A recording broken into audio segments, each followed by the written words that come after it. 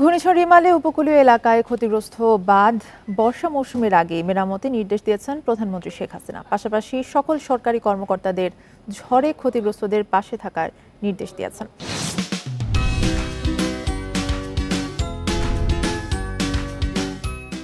মঙ্গলবার রাজধানীর শেরেবাংলা নগরের এনএসসি সম্মেলন কক্ষে অনুষ্ঠিত একনেক সভায় এই নির্দেশনা দেন প্রধানমন্ত্রী।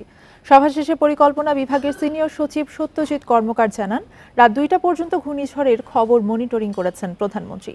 ঝড়ে কী পরিমাণ ক্ষতি হয়েছে তা নিরূপণ করে দুর্যোগ মন্ত্রণালয়কে রোববারের মধ্যে প্রতিবেদন জমা দিতে বলা হয়েছে। এর আগে ১৪,৩৩৭ কোটি ৩৮ লক্ষ টাকা ব্যয়ে ১১টি প্রকল্পের অনুমোদন দিয়েছে একনেক।